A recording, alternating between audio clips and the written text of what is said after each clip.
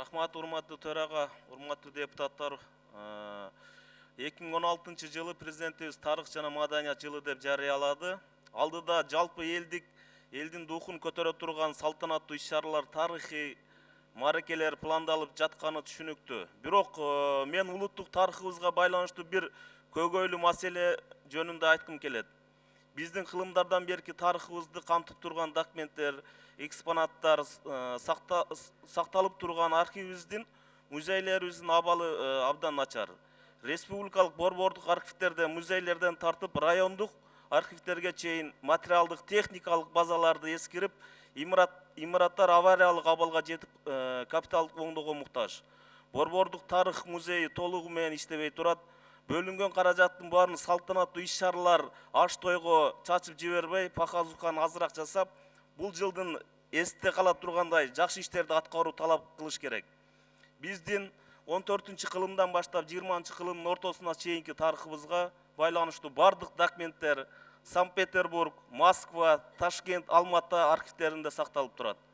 Ошол ба жеткис байлыкты толук алып келе албасак да, алардын ичинен эң орчундуу маанилүүлөрүн көчүрмө түрүндө болсо дагы алып келип, баарын бир жерге топтоону баштоо зарыл.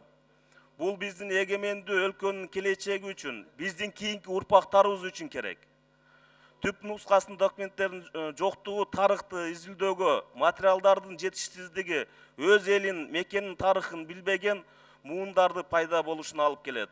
Тарыхый байлык, улуттук идеология бекем болуш үчүн зарыл.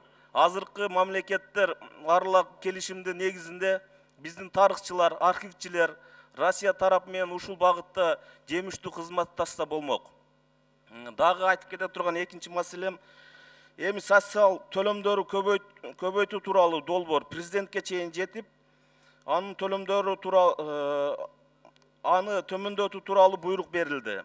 Өкмөт негизи кимге иштеп жатат? Эмнеге жалаң элдин эркине каршы мыйзамдарды сунуштап жатасыңар? Элдин антикризистен алып чыгуу боюнча долбоорду кылдат иштеп чыгуу керек. Мына менин колумда элдердин кайрылуусу турат, но жер боюнча. Ушу жер боюнча да кайрылды. Бир жерди айдап мөмө алыш үчүн 60 миңден 65 миң сомго чейин каражат кетирет экен.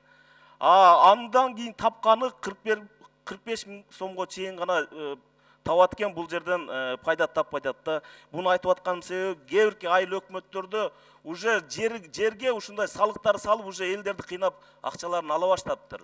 Ушуну көңүлгө алып койсоңуздар. Ошондой эле свет маселеси боюнча дагы. Свет маселеси боюнча да өтө көйгөйлөр көбөйүп атат. 70 киловатт частан өткөндөн кийин 2 сом 16 тыйынга. Рахмат, жазуу түрүндө бериңиз.